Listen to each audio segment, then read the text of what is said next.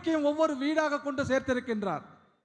साथियों, मेरे लिए तमिल भाषा और तमिल संस्कृति बहुत विशेष रही है।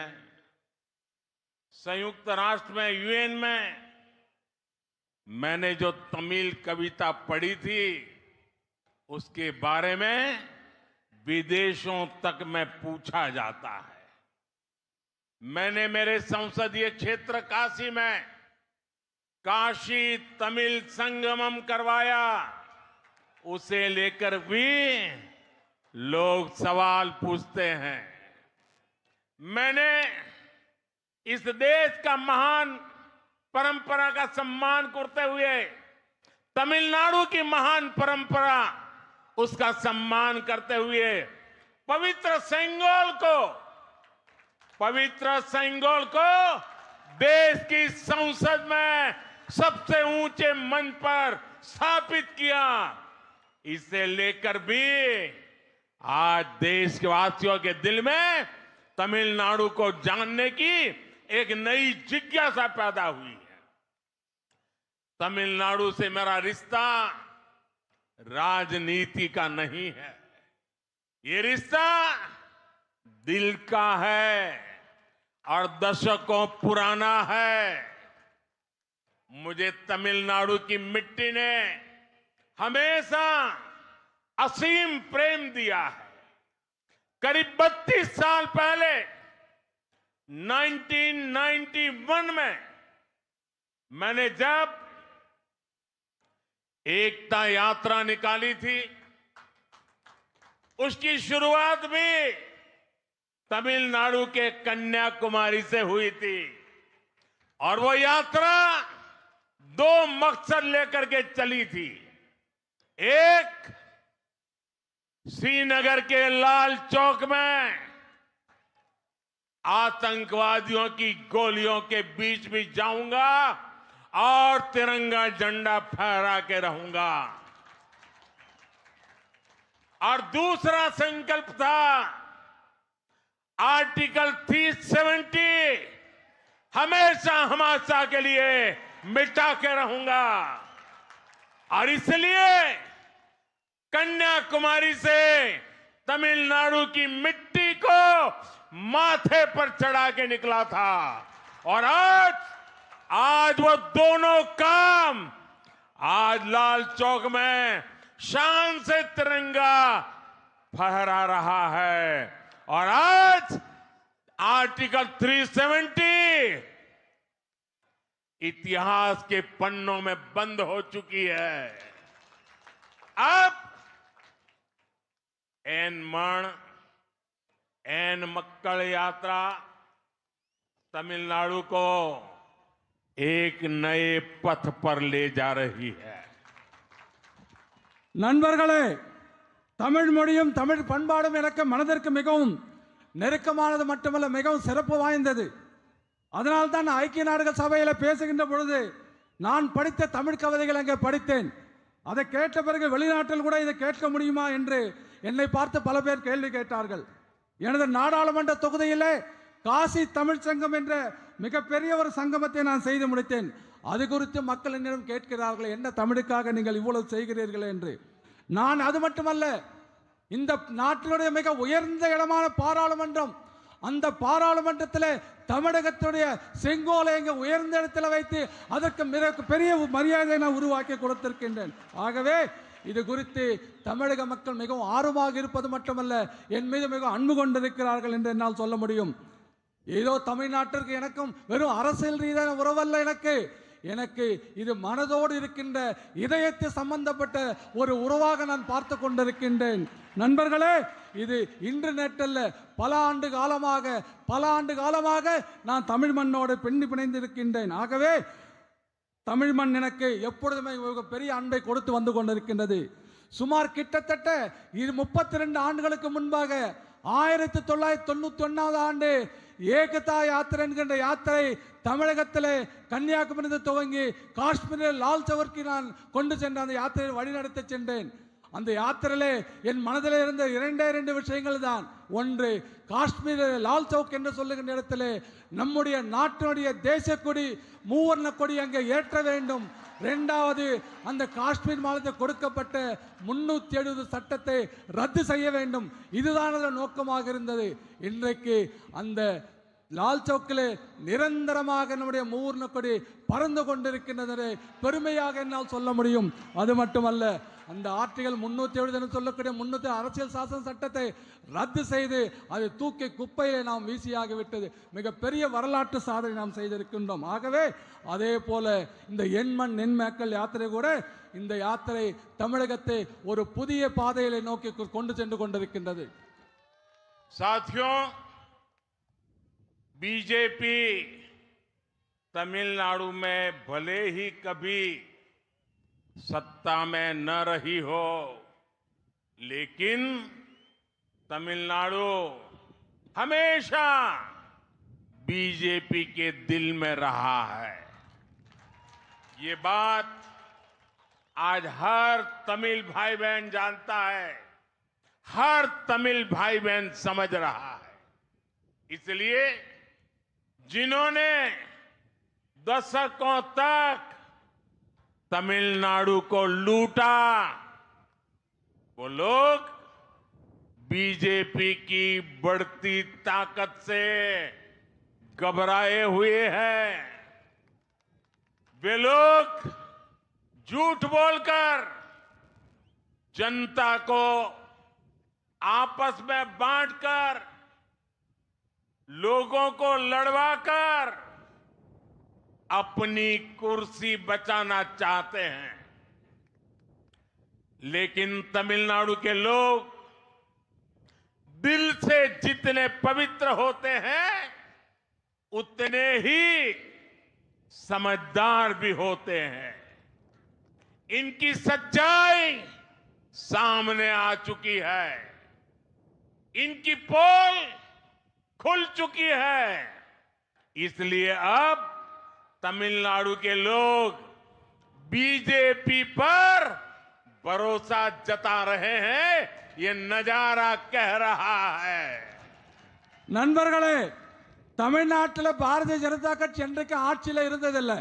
ஆனால் தமிழ்நாடு பாரதிய ஜனதா கட்சியுடைய இதயத்தில் எப்பொழுதுமே இருந்து கொண்டிருக்கின்றது. சகோதரர்களே, இதை ஒவ்வொரு தமிழ்நாட்டிற்குடைய ஒவ்வொரு சகோதரனுக்கும், தமிழ்நாட்டில் இருக்கக்கூடிய ஒவ்வொரு சகோதரிக்கும் நன்றாக தெரியும், நன்றாக புரிந்து கொண்டிருக்கிறார்கள். ஆகவே தான் இந்த விஷயத்தை எல்லாம் தெரிந்து பல ஆண்டு காலமாக இந்த தமிழகத்தை கொள்ளையடித்துக் கொண்டிருந்த கொள்ளையர்கள் இதை புரிந்து கொண்டு பாரதிய ஜனதா கட்சியோட பலம் பெருகி வருகிறது. இதை எப்படியாவது தடுக்க வேண்டும் என்ற முயற்சியின் காரணமாக மக்களுக்கு பொய்யை சொல்லி, மக்களை திசை திருப்பி, மக்களுக்குள்ளே சண்டையை மூட்டி, தீயை மூட்டி, விரோதத்தை செய்து, அதன் மூலமாக பொதுமக்களை பிரித்து அவர்களுடைய நாற்காலியை காப்பாற்றிக் கொள்வதற்காக மிகப்பெரிய பொய்களை சொல்லிக் கொண்டிருக்கிறார்கள். ஆனால் ஒரு விஷயம் மறந்துவிடக்கூடாது, தமிழகத்திட மக்கள் உள்ளத்திலே தூய்மையானவர்கள் மட்டுமல்ல, மிகச்சிறந்த அறிவாளிகள் என்பது நம் அத்தனை பேருக்கும் தெரியும். ஆகவே இவருடைய நாடகம், கபட நாடகம் இப்பொழுது வெளியே வந்துவிட்டது. வெளியே வந்தது மட்டுமல்ல, அவர்களுடைய தவறுகள், அவர்கள் செய்த அத்தனை ஊழல்களும் இன்றைக்கு வெளியே வந்து கொண்டிருக்கிறது. அதன் காரணமாகத்தான் தமிழகத்தில் பாரதிய ஜனதா கட்சியின் மீது மக்களுக்கு மிகப்பெரிய நம்பிக்கை வந்து கொண்டிருக்கின்றது. साथियों, केंद्र में बीजेपी सरकार ने तमिलनाडु के विकास को हमेशा प्राथमिकता दी है. 2004 से 2014 के बीच तमिलनाडु को केंद्र सरकार से टैक्स डिवोल्यूशन की जितनी राशि मिली थी, बीजेपी सरकार ने उसे 3 गुना ज्यादा राशि तमिलनाडु को दी है. और तब दिल्ली में तमिलनाडु से डीएमके के लोग सरकार में बैठे थे, मलाई खा रहे थे, लेकिन तमिलनाडु का भला करने के लिए कुछ भी नहीं कर पाते थे. पिछले 10 साल में बीजेपी सरकार ने तमिलनाडु को विकास के कार्यों के लिए पहले के मुकाबले कई गुना ज्यादा पैसे दिए हैं। और आप ये भी याद रखिए कि डीएमके और कांग्रेस लंबे समय से एक दूसरे के सहयोगी है। 2004 से 2014 तक डीएमके के लोग कांग्रेस की यूपीए सरकार के बड़े मंत्रालयों में बड़े बड़े मंत्री बनकर के बैठे थे। लेकिन इसके बाद भी इन लोगों ने तमिलनाडु के लोगों के विकास को प्राथमिकता कभी भी नहीं दी। நண்பர்களே, தமிழகத்திலே வளர்ச்சிக்காக மத்திய பாரதிய ஜனதா கட்சி எப்பொழுதுமே தமிழகத்தில் வளர்ச்சிக்கு மிகப்பெரிய முன்னுரிமை கொடுத்து வந்து கொண்டிருக்கின்றது. ஆனால் ஒரு விஷயத்தை நாம் புரிந்து கொள்ள வேண்டும். 2004ஆம் ஆண்டு முதல் 2014ஆம் ஆண்டு வரை மத்திய அரசாங்கத்தில் தமிழகத்திற்கு, அதாவது யூபி அரசாங்கம் காங்கிரசும் திமுகவும் கூட்டணியில் இருந்தபோது அரசாங்கம் எவ்வளவு இங்கே தமிழகத்திற்கு கொடுத்ததோ அதைவிட நம்முடைய அரசாங்கம் கடந்த 10 ஆண்டுகளிலே 3 மடங்கு அதிகமாக பணத்தை வளர்ச்சிக்காக, தமிழக வளர்ச்சிக்காக நாம் கொடுத்திருக்கின்றோம். புரிந்து கொள்ள முடியாது. ஆகவே அது மட்டுமல்ல, வளர்ச்சி பணிகளுக்காக என்னவெல்லாம் தேவை அத்தனையும் மத்திய அரசாங்கம் செய்து கொண்டிருக்கின்றது. ஆனால் திராவிட முன்னேற்ற கழகமும் காங்கிரஸ் கட்சியும் எத்தனையோ ஆண்டு காலமாக ரொம்ப நண்பர்களாக இருந்து கொண்டிருக்கிறார்கள். கடந்த ஆட்சியிலே 2004 முதல் 14 வரை மிகப்பெரிய மந்திரி சபையில் மிகப்பெரிய முக்கியமான பதவிகளை வைத்திருந்தார்கள். ஆனால் அவர்கள் தமிழ்நாட்டு வளர்ச்சிக்காக எந்த ஒரு திட்டத்தை மட்டும் முன்னெடுக்கவில்லை. மட்டுமல்ல, அதற்காக தமிழகத்திலே வளர்ச்சியிலே எந்த ஒரு பங்கும் அவர்களுக்கு இல்லை என்பதை என்னால் தெளிவாக சொல்ல முடியும். साथियों, मोदी जब काम करता है तो सबके लिए करता है और इसमें भी सबसे गरीब सबसे ऊपर रहते हैं। इसलिए आज भारत के हर गरीब के पास मोदी इन्हें गारंटी। तमिलनाडु में मोदी इन गारंटी का अर्थ है 3.5 करोड़ लोगों को मुफ्त अनाज। मोदी इन गारंटी का मतलब है तमिलनाडु की 40 लाख से अधिक महिलाओं को धुएं से आजादी, उनके लिए एलपीजी सिलेंडर। मोदी इन गारंटी का मतलब है तमिलनाडु के 6 लाख से अधिक ग्रामीण परिवारों के लिए पीएम आवास। और आज पूरा देश जानता है कि ये मोदी इन गारंटी अब अगले कई सालों तक और चलने वाली है।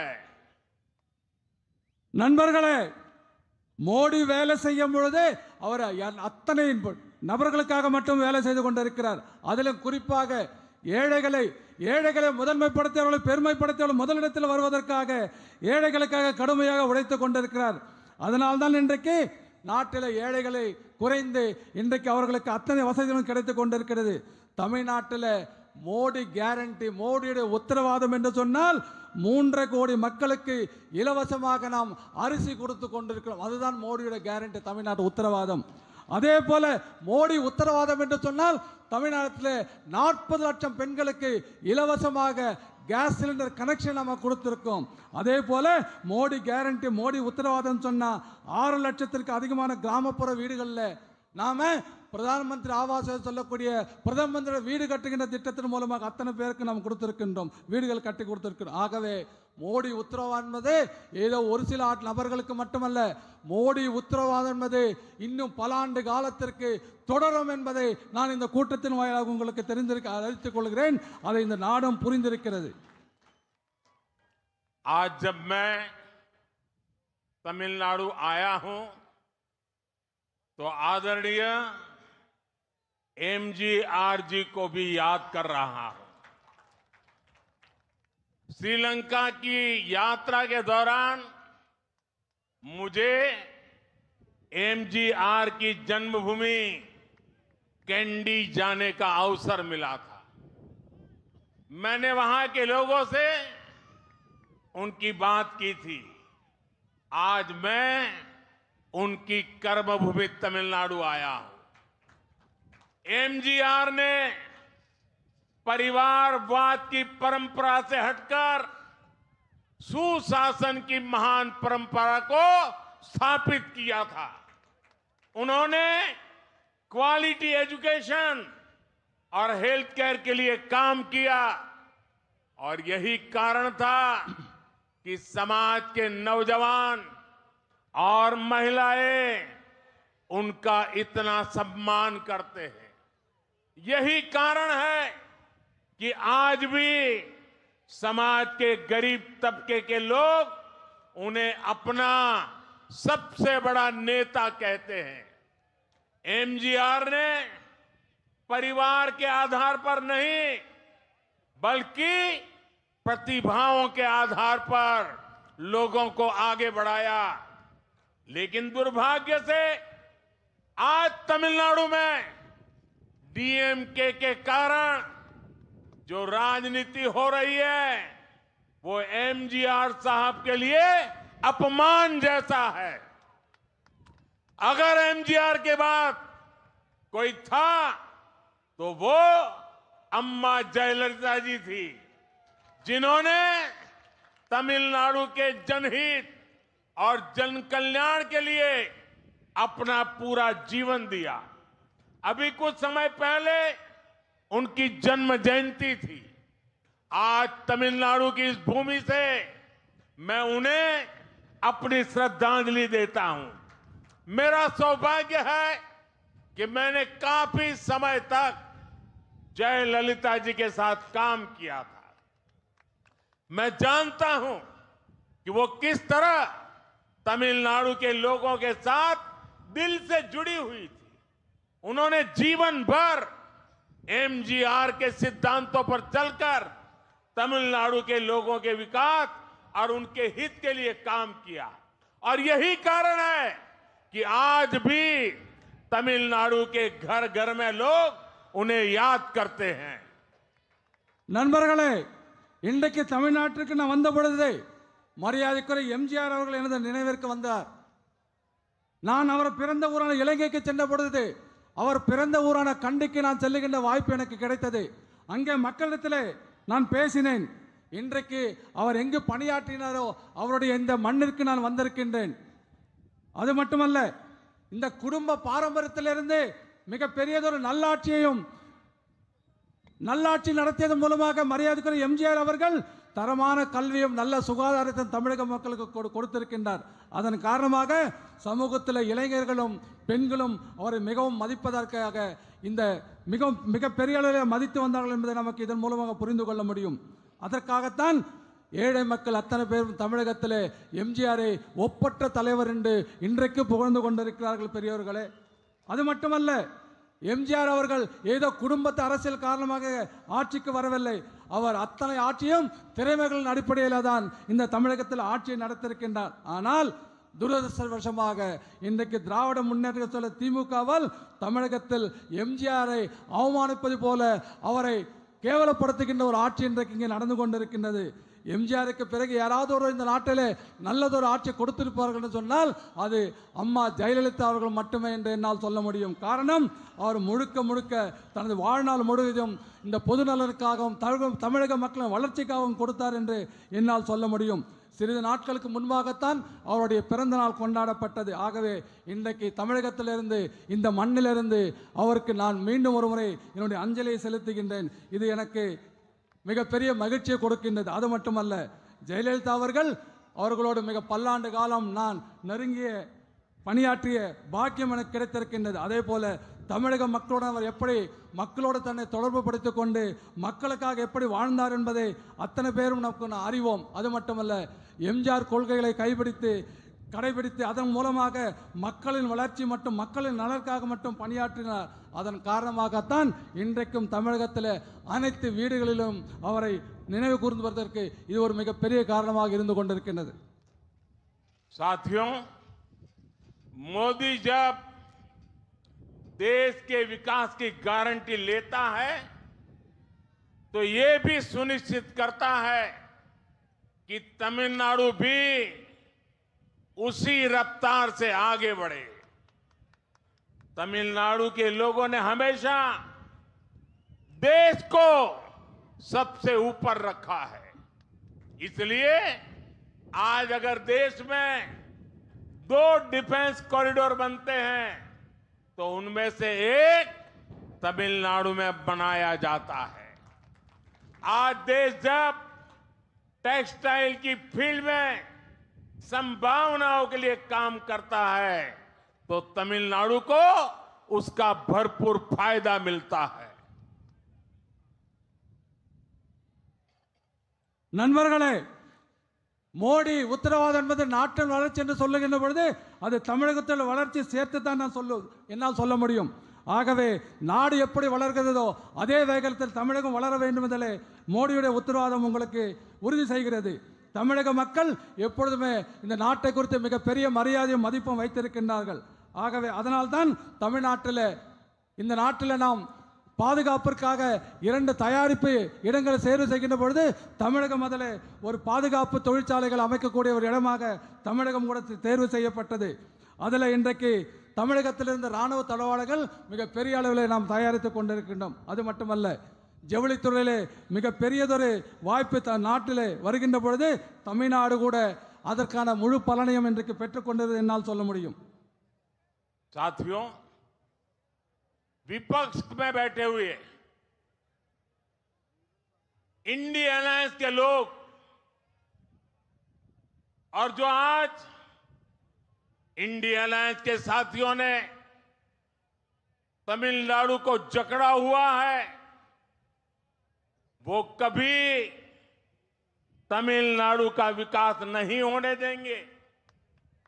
आप पहले का समय याद करिए, जो कांग्रेस डिफेंस के सौदों में हजारों करोड़ रुपए की दलाली खाती थी, वो कांग्रेस क्या तमिलनाडु में डिफेंस कॉरिडोर बनने देती?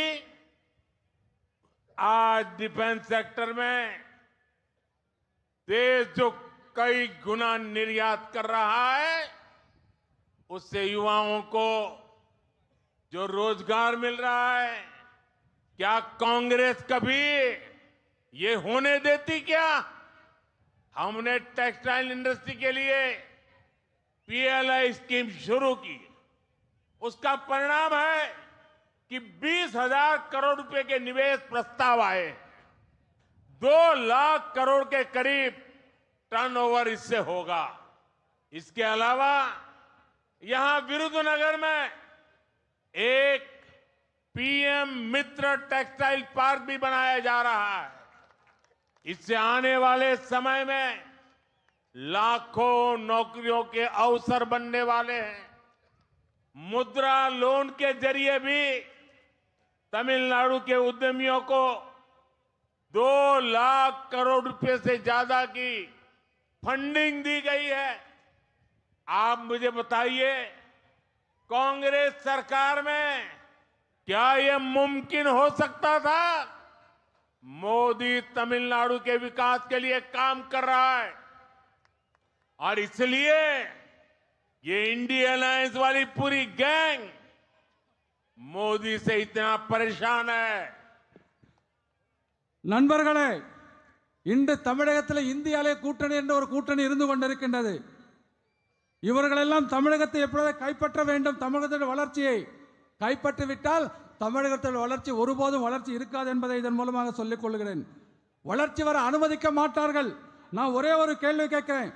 பாதுகாப்பு ஒப்பந்தங்கள், அதாவது வெளிநாட்டிலிருந்து நம்முடைய ராணுவத்திற்காக வாங்கிய பாதுகாப்பு உபகரணங்களில் கோடிக்கணக்கான ரூபாய்கள் லஞ்சம் வாங்கிய கமிஷனாக பெற்ற காங்கிரஸ் அரசாங்கம் இதெல்லாம் நம்ம தமிழ்நாட்டில் பாதுகாப்பு டிஃபென்ஸ் காரிடர் வந்து அனுமதிப்பாங்களா? இதன் மூலமாக லட்சக்கணக்கான இளைஞர்களுக்கு வேலை வாய்ப்பை காங்கிரஸ் இங்கே பெறுவதற்கு அனுமதிக்குமா? நண்பர்கள் நாம் யோசித்து பார்க்க வேண்டும். அது மட்டுமல்ல, நாம் பெறுகின்ற இந்த ஜவுளி தொழிலுக்காக பீல்ல என்ற திட்டத்தின் மூலமாக தமிழகத்திற்கு 20,000 கோடி ரூபாய் மதிப்பிலான ஜவுளி பூங்கா திட்டத்தை நாம் இங்கே கொண்டிருக்கிறோம். அதன் மூலமாக சற்றேறத்தாழ 2 லட்சம் கோடி ரூபாய் இதன் மூலமாக வருவாய் ஈட்டக்கூடிய நிலைமை இன்றைக்கு தமிழகத்தில் உருவாகி கொண்டிருக்கின்றது. அதன் மூலமாக கோடிக்கணக்கான இளைஞர்களுக்கு வருகின்ற காலகட்டத்தில் வேலை வாய்ப்புகள் கிடைக்கும் என்பதை நான் உங்கள் மூலமாக இதன் மூலமாக சொல்லிக் கொள்கிறேன். அதே போல முத்ரா கடன் திட்டத்தின் மூலமாக தமிழகத்தில் தொழில் முனைவோருக்காக 2 லட்சம் கோடிக்கும் அதிகமான நிதி வழங்கப்பட்டுள்ளது. நண்பர்களே, நீங்க சொல்லுங்க, இதெல்லாம் காங்கிரஸ் ஆட்சியில் சாத்தியமாகுமா? சாத்தியமாகுமா நான் கேட்கிறேன். தமிழகத்தோட வளர்ச்சிக்காக மோடி கடுமையாக உழைத்து வருகின்ற காரணத்தினாலே எதிர்க்கட்சிகள் அத்தனை பேருக்கும் என் மீது மிகப்பெரிய கோபத்தில் இருந்து கொண்டிருக்கிறார்கள். साथियों, आज बीजेपी अपनी सरकार के तीसरे कार्यकाल में विकसित भारत के निर्माण की बात कर रही। बीजेपी अपने तीसरे कार्यकाल में भारत को तीसरी सबसे बड़ी अर्थव्यवस्था बनाने की बात कह रही है, लेकिन दूसरी तरफ केवल मोदी से नफरत, उसके नाम पर एकजुट हुए इंडी गठबंधन के लोग अनाप शनाप बोलते रहते हैं। क्या आपने इनके एक भी दल को विकास पर, अर्थव्यवस्था पर, इंडस्ट्री पर, शिक्षा पर, एग्रीकल्चर पर, लेबरर्स पर, फिशरमैन पर बात करते सुना है क्या? इन्हें बस एक ही चिंता है कि कैसे इनके परिवार की दुकान चलती रहे, अपने परिवार को बढ़ावा देकर ये तमिलनाडु के हर युवा का विकास रोके हुए हैं। நண்பர்களே, நாம் புதிய பாரதத்தை உருவாக்க வேண்டும். நாம் மிகப்பெரிய ஒரு முயற்சி எடுத்து வந்து கொண்டிருக்கின்றோம். நீங்கள் இந்த இந்தி கூட்டணியில் இருக்கிற அத்தனை பேருக்கும் நன்றாக தெரியும். அவர்கள் நான் செய்கின்ற வளர்ச்சி, இந்த நாட்டோட வளர்ச்சி, இந்த நாட்டோட தொழில் வளர்ச்சி, அதே போல இந்த நாட்டில் விவசாயிகள பெண்களுக்கான வளர்ச்சி, அதே போல மீனவர்களுக்கான திட்டங்கள், விவசாயிகளுக்கான திட்டங்கள், இப்படிப்பட்ட வளர்ச்சியை நான் கொடுத்து கொண்டிருக்கின்றேன். ஆனால் இதை எப்படியாவது என் மீது அவதூறுகளை பரப்பி மோடி உங்களுக்கு நல்லது செய்ய மாட்டார் என்று ஒரு பொய்யான ஒரு உருவத்தை உருவாக்க முயற்சி செய்து கொண்டிருக்கிறார்கள். ஆனால் தமிழ்நாடு போன்ற மாநிலங்களிலே கொள்ளை அடிப்பதற்காக மட்டுமே அவர்கள் இதை கூட்டணி உருவாக்கி இருக்கிறார்கள். ஆகவே அந்த கொள்ளை அடிக்கின்ற அவர்கள் கடையை நாம் பூட்ட வேண்டிய நேரம் இப்பொழுது வந்துவிட்டது. साथियों, इंडी गठबंधन के लोग केंद्र में तो अपनी हार मान चुके हैं, लेकिन इनकी कोशिश है कि कैसे तमिलनाडु जैसे राज्यों में लूटने का लाइसेंस बना रहे। लेकिन 2024 में जनता ने मन बना लिया है कि इनकी लूट की हर दुकान पर ताला डालना है। तमिलनाडु में एन मक्कर यात्रा ने इस ताले का इंतजाम कर दिया है। अब तमिलनाडु में भी भाजपा भ्रष्टाचार की राजनीति का अंत करने के लिए तैयार हो रही है। मैं हमारे सभी कार्यकर्ताओं से कहना चाहूंगा, आपको जनता का आशीर्वाद लेकर पूरी ऊर्जा के साथ तमिलनाडु में लोगों की सेवा करनी है। आपको तमिलनाडु के घर घर तक बीजेपी के तीसरे कार्यकाल के संकल्प को पहुंचाना है। जो मैंने यहां कहा है उसे आपको जन जन तक लेकर जाना है। मैं फिर एक बार इस विशाल जन समुदाय को और तमिलनाडु के ये उज्जवल भविष्य की गारंटी लेके आए हैं। ये तमिलनाडु के युवाओं के भाग्य को बदलने की गारंटी मैं देख रहा हूं। ये युवा तमिलनाडु के अधिकारों के रक्षा की गारंटी आज मैं देख रहा हूं। और मोदी आपकी गारंटी के लिए आपके साथ खड़ा है। நண்பர்களே, இப்போ மத்தியில இந்தி கூட்டணி உருவாகி இருக்கிறது.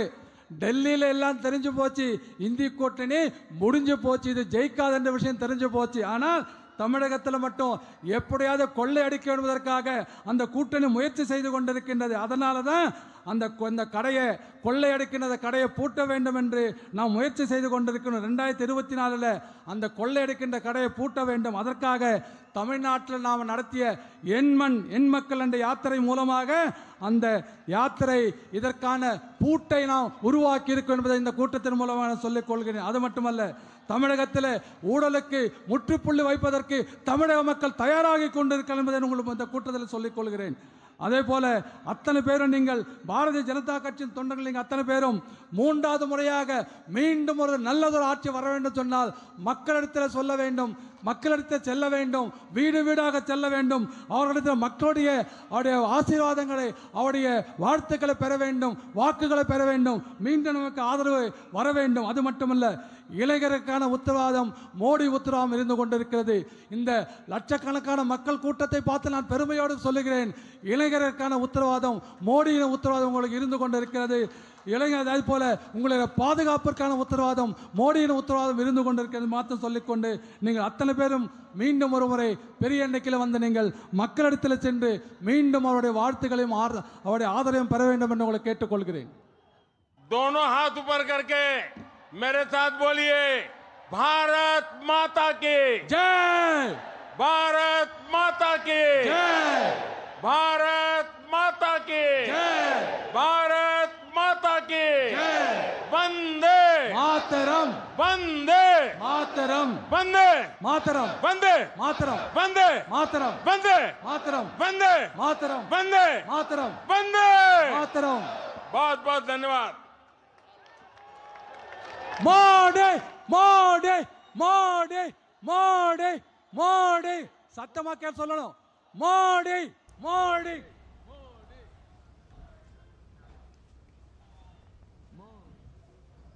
ஜெய் ஸ்ரீராம், ஜெய் ஸ்ரீராம், ஜெய் ஜெய் ஸ்ரீராம், ஜெய் ஜெய் ஸ்ரீராம். வேண்டும் மோடி, வேண்டும் மோடி, மீண்டும் மோடி, மீண்டும் மோடி. ஜெய் ஜெய் பிஜேபி, ஜெயிக்க போகுது பிஜேபி, ஜெய் ஜெய் பிஜேபி, ஜெயிக்க போகுது பிஜேபி. வாழ்க வாழ்க வாழ்கவே. ஜெய் ஸ்ரீராம். भारत माता की, भारत माता की, वंदे वंदे वंदे। जय हिंद, जय हिंद। भारत माता की, भारत माता की, जय श्री राम।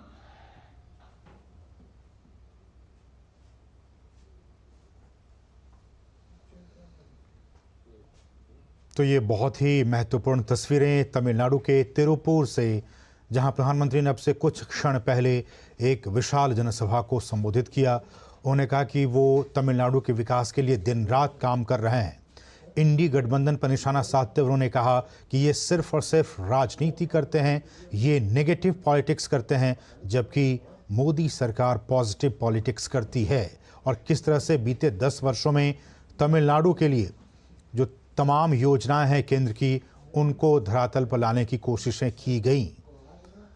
और उन्होंने इंडी गठबंधन पर निशाना साधते हुए कहा कि इस गठबंधन में शामिल जो पार्टियां हैं वो सिर्फ और सिर्फ देश के लिए नहीं बल्कि अपने परिवार की ही चिंता करते हैं। परिवार किस तरह से आगे बढ़े इसकी चिंता करते हैं। लेकिन केंद्र की मोदी सरकार हर कोई और सबसे अंतिम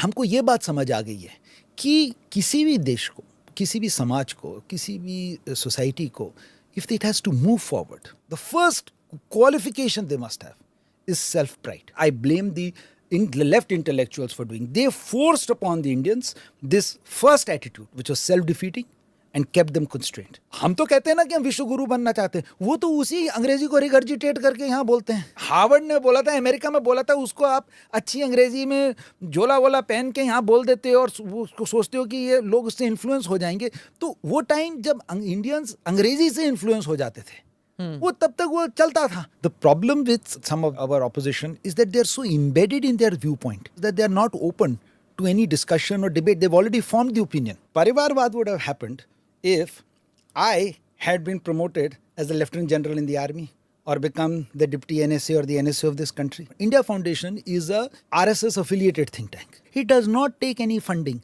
from foreign entities. In our view, we consider it unethical. You can't take money and say I'm taking money for polio eradication and then start funding Naxalite movement. If you look at my dad as well, you know, many of the things he did, you don't do them because you get paid by the government or you're an IPS officer. You do them because you believe in them. Right? You do them out of conviction. हम दुनिया को वैसे नहीं देखते जैसे दुनिया होती है, हम दुनिया को वैसे देखते हैं जैसे हम होते हैं।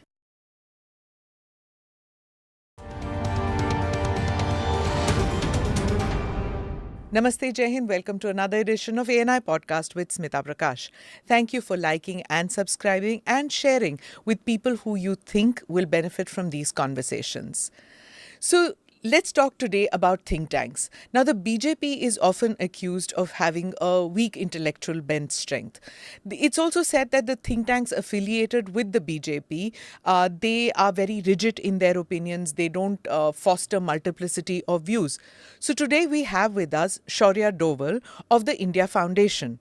Before Shaurya Doval founded the India Foundation, he had a successful career in the private sector and is also a budding politician. He's the son of the serving National Security Advisor, so quite naturally, he gets asked questions about his father, who's been dubbed as a super sleuth of India. In my conversation with Shaurya Doval, I will bring about topics which have come in focus, especially in the social media, which is that the BJP cracks down on think tanks which do not share its own view, which is a pro-Modi view. I will speak to Mr. Doval about the heat which has come on to the so-called liberal think tanks, like say the Centre for Policy Research, because they don't share the same worldview as the BJP. And it's considered that the BJP government led by Mr. Modi is cracking down on them. Also, a part of the conversation will be about the narrative wars which are going on, especially in West Asia with the Israel-Hamas situation. Welcome to the podcast, Shaurya. Thank you so much for being part of this, and I'm looking forward to this conversation with you.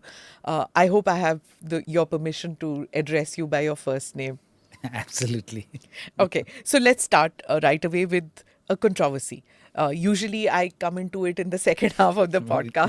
With me you can start right away. Huh? So while you head this think tank, you do know that the think tanks in India, some of them are coming in under extreme scrutiny.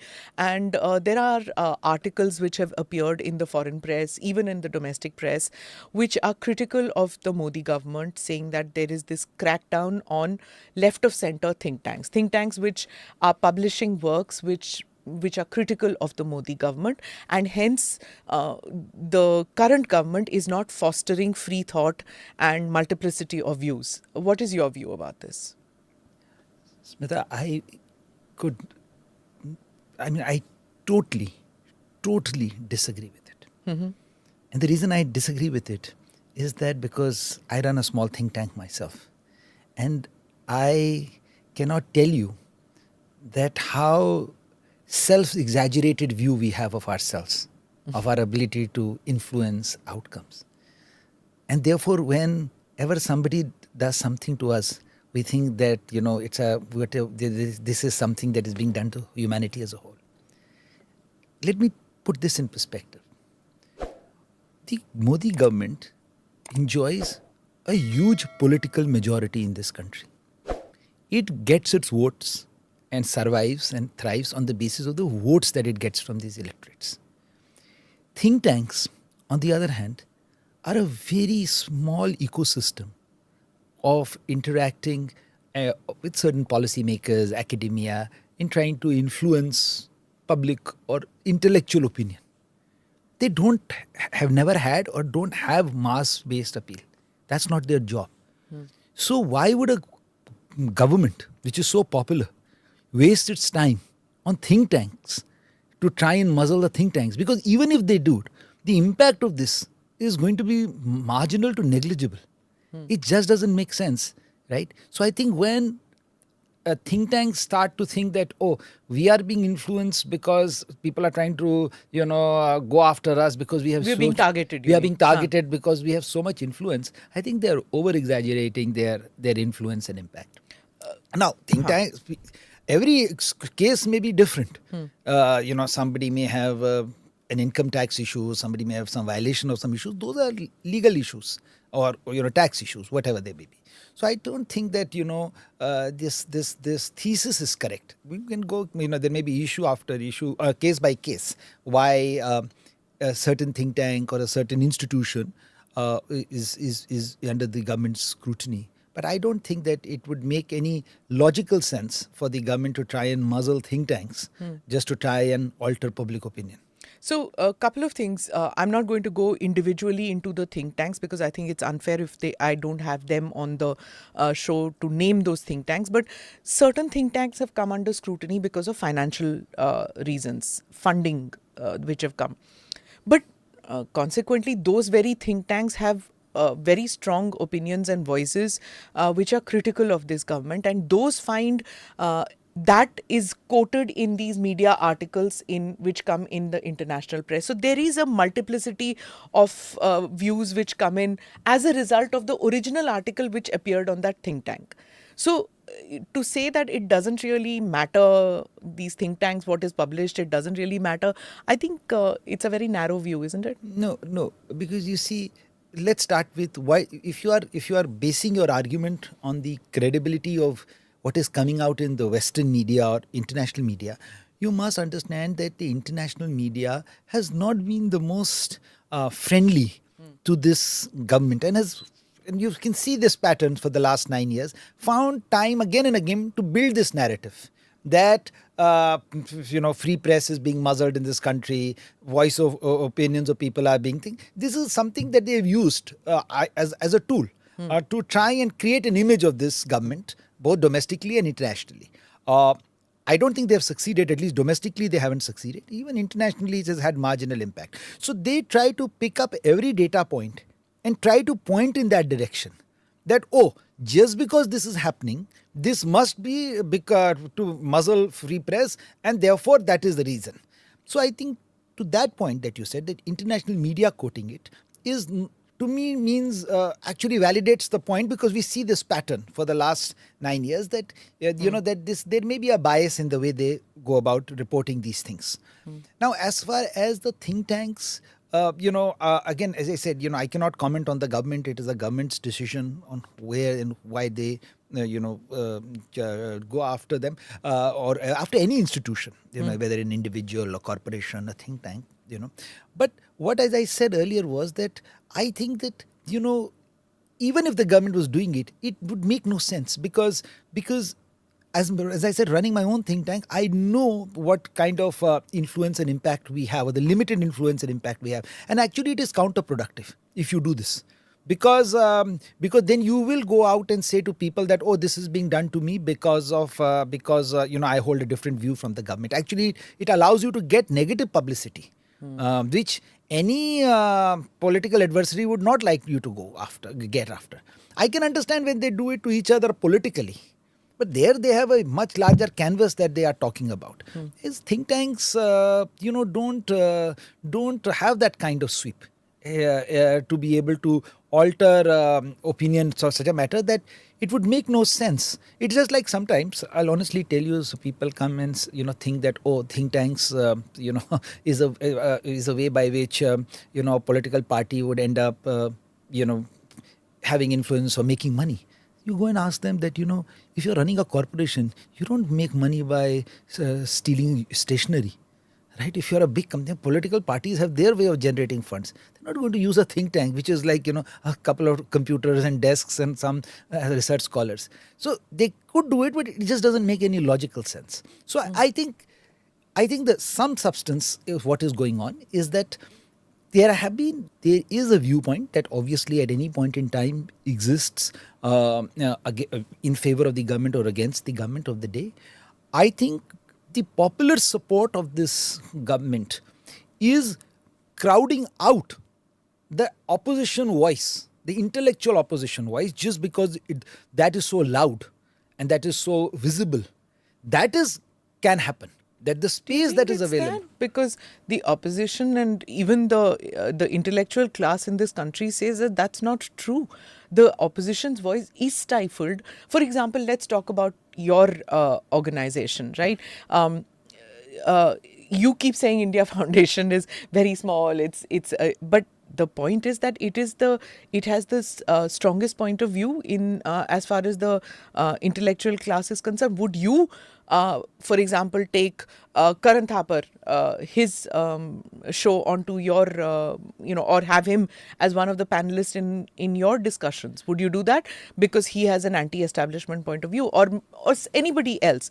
Would you bring those guys on? No. So in our particular case, I can give the answer. I would not, because I don't think it will serve any purpose.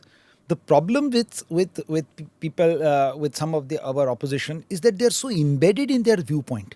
They're so embedded in their thought process that they're not open to any discussion or debate. They've already formed the opinion. And this has been the problem with actually historically a lot of the intellectual class in this country. That they've already formed their opinion. And they've already, and so they can argue. It can become acrimonious. They can abuse. They can even insinuate, they can even charge you with things. But what they will not do is objectively look at things and be ready to change their opinion if the data or the facts are to the contrary. So correct me if I'm wrong, as somebody who heads a think tank should encourage multiplicity of views, right? When you have your events, when you publish articles. But the charge always is that the right-wing think tanks, whether it is the Vivekananda Foundation, whether it is the India Foundation, they do not encourage this multiplicity of views. You are saying that the left liberals are not exactly the liberals and they have a mindset which prevents multiplicity of views. That is the same accusation they make for you.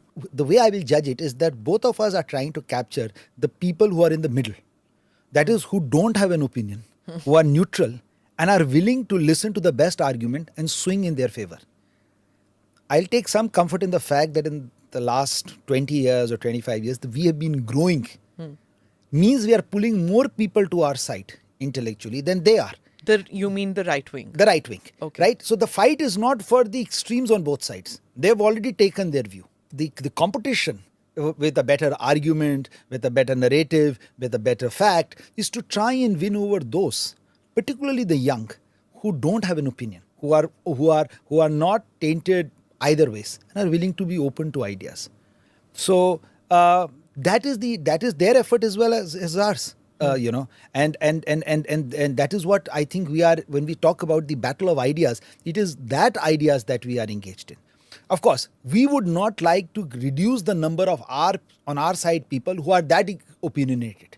And we'd like to be more and more open all the time, because we know that if we are open, then only we will try and be able to absorb new facts. And we are not wedded to any opinion. We are only wedded to our objectives. And what are our objectives? We want to see a strong, prosperous, confident, progressive India. Correct. Right? That is our end objective. Now, if anything that we are doing takes us away from that, then we should be able to change our opinion and recorrect. This is what we appeal to the people on the left as well, assuming that their agenda is also the same, right? They also want a peaceful, prosperous, progressive India. They want it minus you guys, you want it minus their guys. No, that is the difference. They have wanted this minus us. Purely because they think that we don't have we are not intellectual, partners or intellectually worthy of their partnership. Yes. We have no such qualms. Correct. You know? I've seen that from the left side. There is a kind of an intellectual snobbery when they term you people on the right wing as that it's a weak intellectual bench strength. उनको क्या पता वो जब intellectualism की बात करते हैं सिर्फ oh, India was a great country. At one point of time, we have